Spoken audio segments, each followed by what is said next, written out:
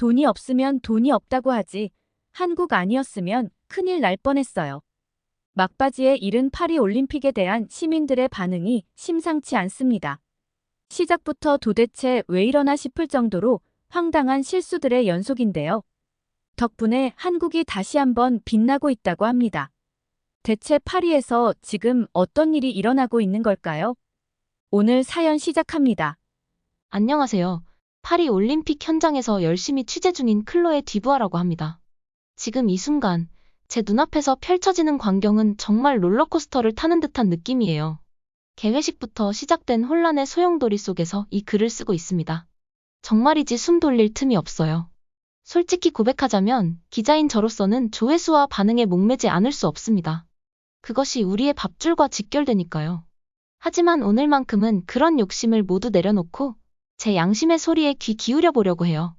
파리 올림픽의 날 것 그대로의 모습과 비하인드 썰도 좀 풀어볼게요.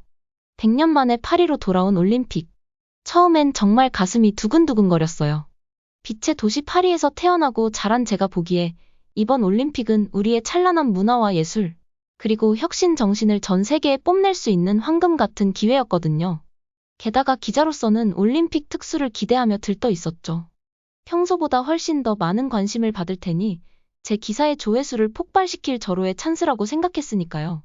그런데 현실은 정말이지 제 기대와는 너무나도 달랐습니다. 올림픽 준비 과정에서부터 터져나온 문제들은 마치 판도라의 상자를 열어놓은 듯 끝도 없이 쏟아져 나왔어요.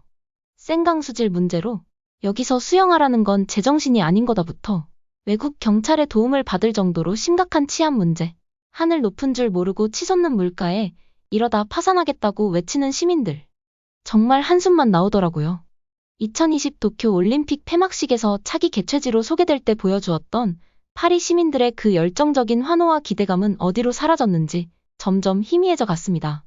그래도 분명 좋은 점도 있을 거야라는 희망을 가지고 올림픽의 분위기를 조금이라도 띄워보고자 밝은 면만 골라 기사를 썼죠.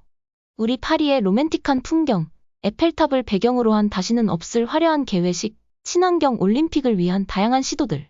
이런 내용으로 기사를 썼어요. 하지만 반응은 예상과 달랐습니다. 역대급 최악의 올림픽이다. 친환경이고 나발이고 그냥 짠내나는 올림픽이다. 돈이 없으면 돈이 없다고 해라. 선수들 고생시키지 말고 라는 댓글부터 저를 겨냥해 현실을 외면하는 기레기라는 비난까지. 정말 다양한 악플이 폭포수처럼 쏟아지더라고요. 심지어 한 유명 외신은 파리 올림픽 준비 부족으로 망신살 뻗치나라는 제목의 기사를 냈더라고요. 15년차 기자인 제가 이렇게 혹독한 비판을 받은 건 처음이에요. 솔직히 한 번은 악플을 보다 눈물이 날 뻔했죠. 내가 기자 생활을 이제 그만둬야 하나 하는 생각까지 들더라고요. 그런데 말이죠. 정말 믿기지 않는 일이 벌어졌습니다. 우연히 한국 관련 기사를 썼는데 반응이 180도 달라진 거예요. 한국이란 단어만으로 클릭 수가 폭발적으로 늘어났어요. 처음에는 제 눈을 의심했습니다. 이게 정말 내 기사에 대한 반응인가 싶을 정도로요. 그동안 제 기사에 달렸던 차가운 반응과는 완전히 딴판이었죠. 댓글란은 온통 칭찬 일색이었습니다. 이제야 제대로 된 기사를 쓴다며 한국 소식 더 많이 전해달라는 네티즌들의 반응을 보면서 내가 지금 꿈을 꾸고 있나 하는 생각까지 들었어요. 특히 한국의 양궁, 사격, 펜싱 관련 기사가 엄청난 인기를 끌었어요. 한국 선수들, 이번에도 금메달 싹쓸이 하나요? 코리아하우스에서 비빔밥 먹고 싶어요.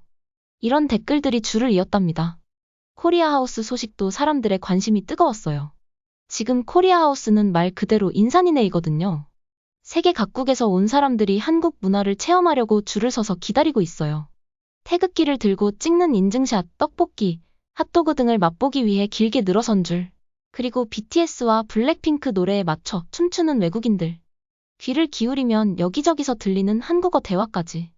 마치 파리 한복판에 작은 서울이 생긴 것 같아요. 파리 올림픽에 대해서는 온통 부정적인 반응뿐이었는데 한국 얘기만 나오면 마치 마법에 걸린 것처럼 분위기가 바뀌는 거예요. 솔직히 이런 극명한 온도차를 보면서 어안이 벙벙했습니다. 늘 프랑스가 세계 문화의 중심이라고 자부했던 제 고정관념을 완전히 뒤흔들어 놓는 순간이기도 했어요. 당장 현장 상황만 봐도 이게 파리 올림픽인지 한국 올림픽인지 헷갈릴 정도로 한국에 대한 관심이 집중되고 있습니다. 저희 기자들 사이에서도 이러다 한국 전문 기자 되는 거 아냐? 라는 우스갯소리가 나올 정도예요. 아무래도 대중의 관심이 쏠리는 곳의 취재도 자연스럽게 따라갈 수밖에 없으니까요. 한국에 대한 뜨거운 관심 못지않게 오해와 진실이 뒤섞인 소문도 파다하게 퍼지고 있습니다. 대회장 안팎의 재미난 이야기부터 숨겨진 뒷이야기까지 여러분께 속속들이 들려드릴게요. 먼저 많은 분들의 입에 오르내리는 한국 차별이나 푸대접 사건. 아직도 뜨거운 감자로 남아있죠. 의도된 실수일까? 아닐까? 이 질문을 두고 논란의 불씨는 좀처럼 사그라들 줄 모르는데요. 하지만 이 사건들 뒤에는 언론에 보도되지 않은 또 다른 이야기들이 숨어 있어요. 개막식 날에 있었던 일부터 말씀드릴게요. 그 날은 정말 숨가쁜 하루였습니다. 야외 개막식을 코앞에 두고 아침부터 비가 내렸죠. 순간 망했다 싶었는데 그건 시작에 불과했습니다. 갑자기 들려온 소식에 깜짝 놀랐어요. 프랑스 전역의 철도에서 방화로 추정되는 화재가 발생했다는 거예요. 저는 즉시 현장으로 달려갔죠. 역에 도착하니 발이 묶인 승객들로 아수라장이었습니다. 모두들 불안해하는 눈치였고 저 역시 혹시 테러인가 하는 생각에 등골이 오싹해지더라고요. 그 와중에 조직이 기자회견이 취소됐고 모두의 얼굴에 긴장감이 역력했어요. 하지만 저희 기자단은 희망을 놓지 않았죠. 생강으로 향했고 비 오는 중에도 개회식 준비가 한창이었습니다. 처음으로 시도되는 수상 개회식이라 모두가 기대 반 걱정 반이었어요. 드디어 개회식이 시작됐습니다. 저는 기자석에 앉아 흥분된 마음으로 각국 선수단의 입장을 지켜보고 있었죠. 배를 타고 지나가는 각국 선수들을 보며 가슴이 뭉클해졌어요. 한국 선수단 차례였습니다. 그런데 갑자기 믿기 힘든 일이 벌어졌어요. 장내 아나운서가 한국을 북한이라고 소개한 거였습니다. 순간 한국 선수들의 얼굴에는 당혹감이 역력했고 주변이 술렁이더니 한국 기자들이 벌떡 일어나 항의하기 시작했어요. 옆자리 동료는 이게 무슨 일이냐며 고개를 절레절레 흔들었습니다. 국제올림픽위원회 방송사인 OBS 측에서 불어로 표기가 비슷해서 실수했다고 해명했지만 솔직히 이건 말이 안 되는 변명입니다. 아나운서가 남한과 북한을 구별 못한다는 것도 말이 안 되고 그것도 올림픽 방송에서 말이죠. 제가 말이 안 되는 변명이라고 말하는 이유가 있어요. 알아봤더니 개막식 원고에는 분명히 대한민국이라고 적혀 있었더라고요. 이걸 어떻게 북한으로 읽었는지 정말 이해할 수가 없거든요. 이어서 파리 올림픽 공식 SNS에서도 문제가 불거졌어요. 새로운 대표단이 주목받고 있다는 글과 함께 각국 선수들 사진이 올라왔습니다.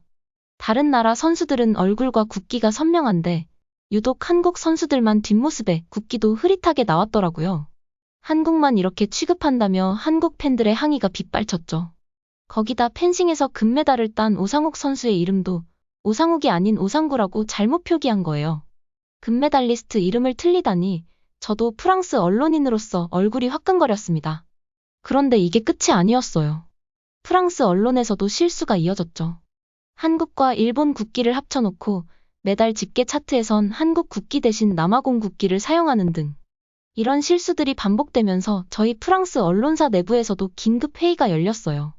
어떻게 이런 일이 계속 벌어질 수 있는 거지? 라는 의문과 함께 자성의 목소리가 높아졌죠.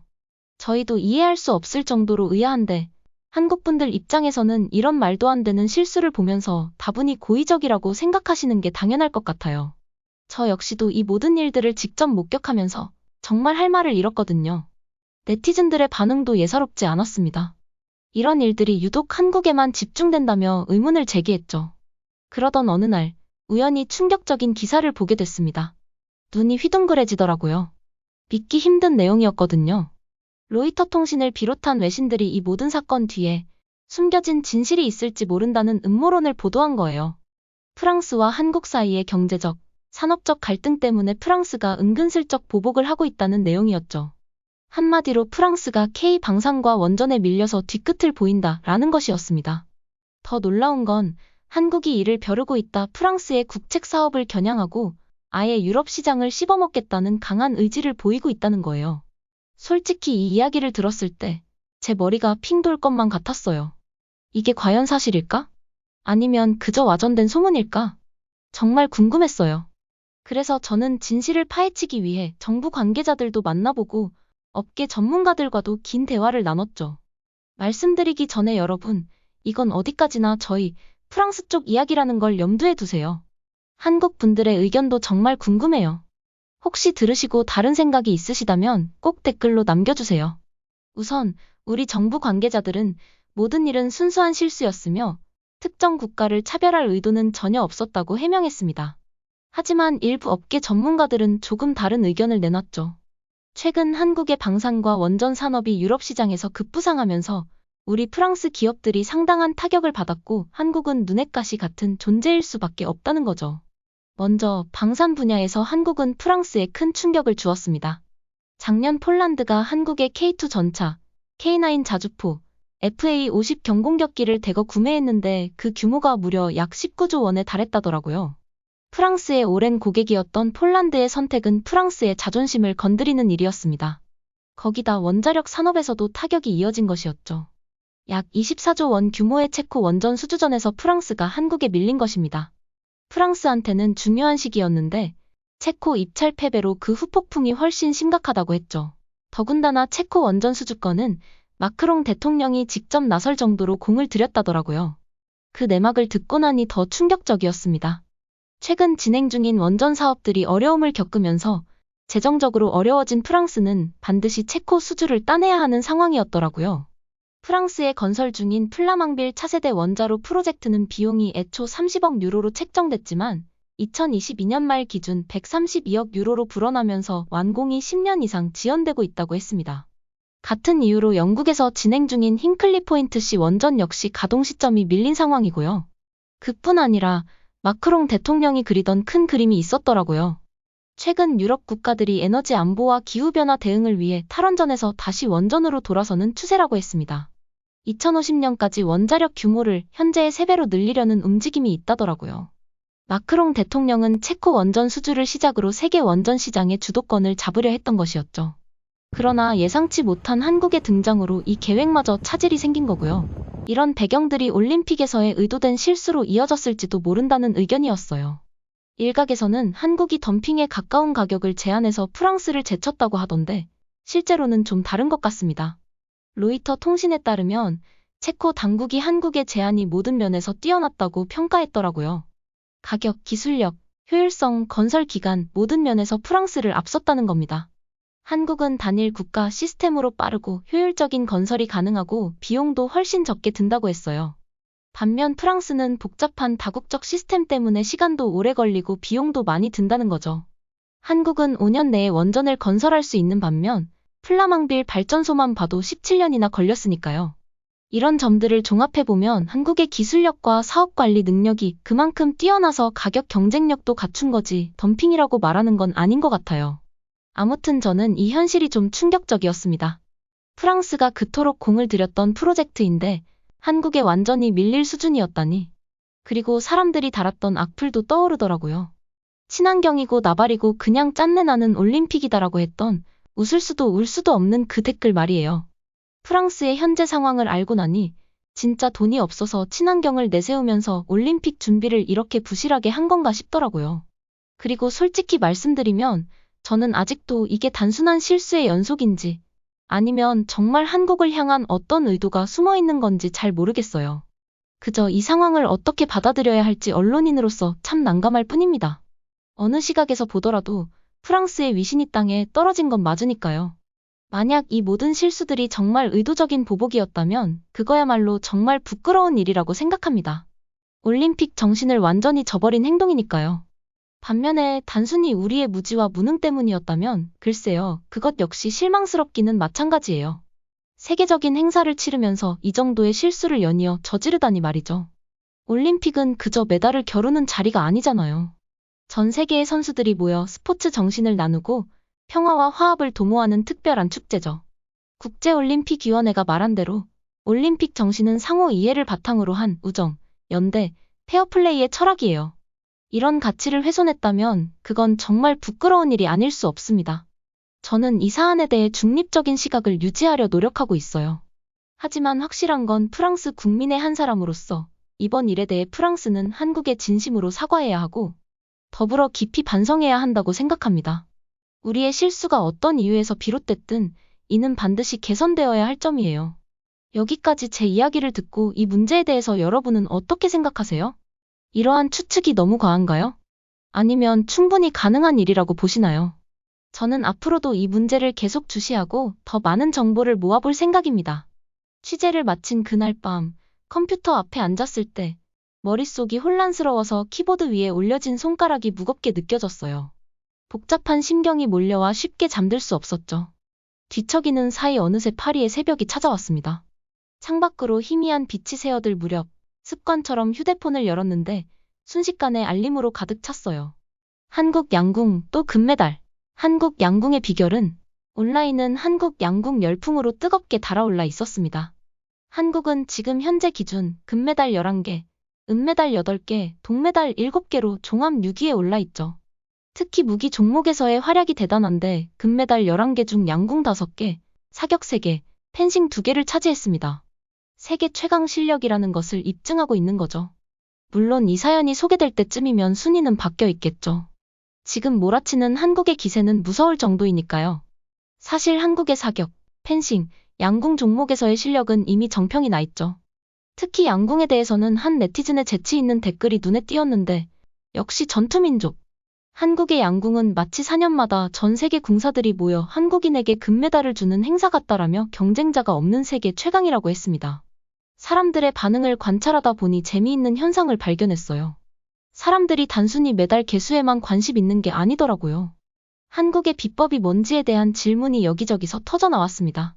더 흥미로운 건 이 무기 종목들의 성공을 한국의 역사, 군사력, 심지어 K방산과 연결짓는 열띤 토론이 해외 커뮤니티에서 불꽃 튀기듯 벌어지고 있다는 거였어요. 그중에서도 제 눈길을 사로잡은 게시글이 하나 있었는데요. 한국에 숨겨진 군사력이 이런 무기 종목의 활약과 관련이 있을까 하는 내용이었습니다.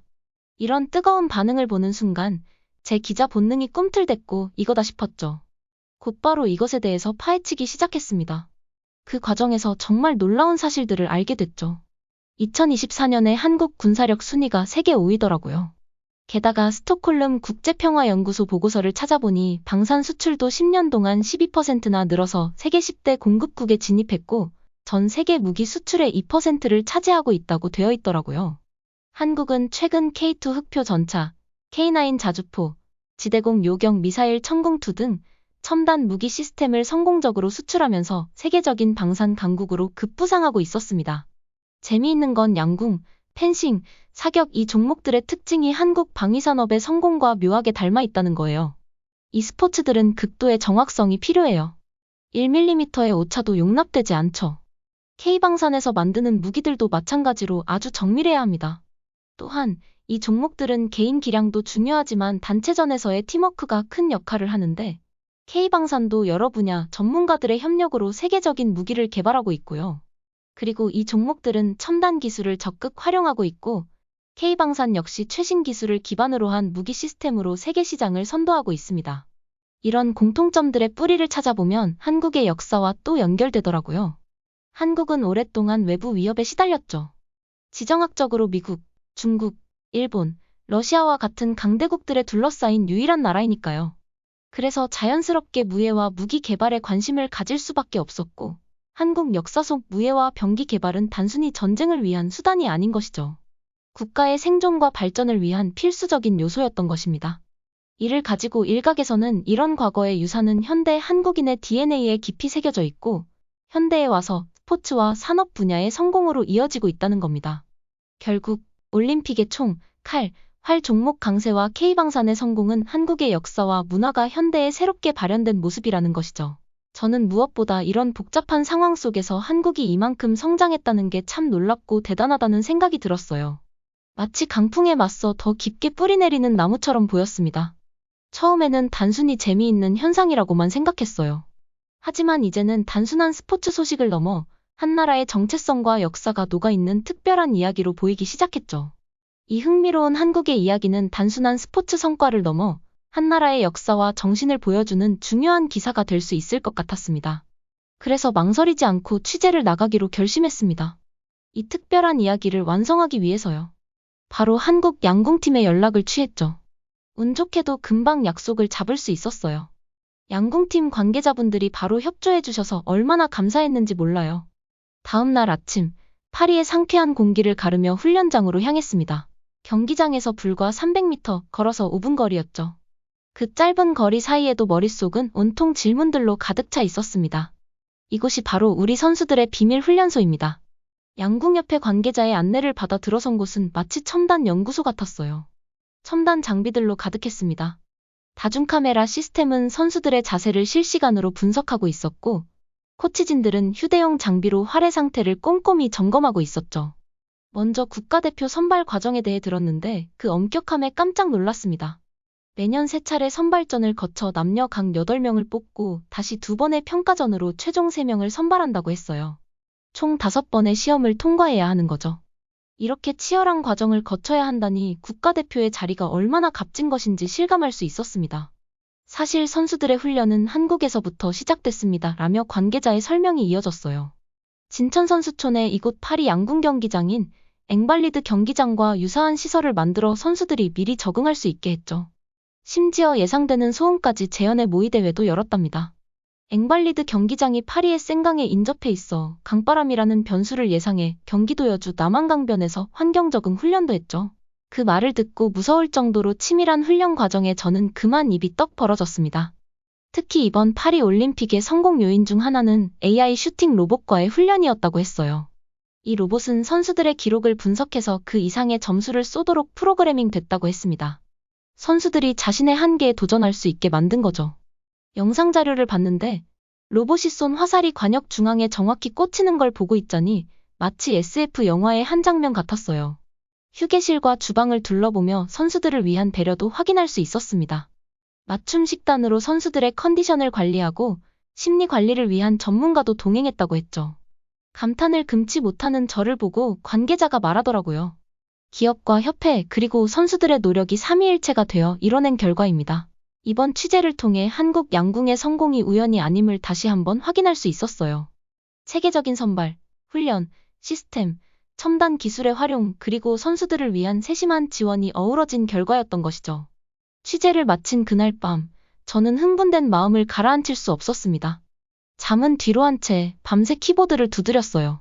매 문장에 진심을 담아 한국 양궁에 숨겨진 이야기를 풀어내려 노력했죠. 그 결과는 과히 폭발적이었습니다. 기사가 올라간 지 얼마 되지 않아 조회수가 300만을 돌파했죠. 그리고 댓글창은 마치 또 하나의 드라마처럼 펼쳐졌습니다. 특히 눈길을 끈 건 이런 댓글이었어요. 한국인으로 보이는 분이었는데 한 양궁 선수의 어떤 경기에 대해서 저 선수 조금만 올렸어야 해 라고 썼더라고요.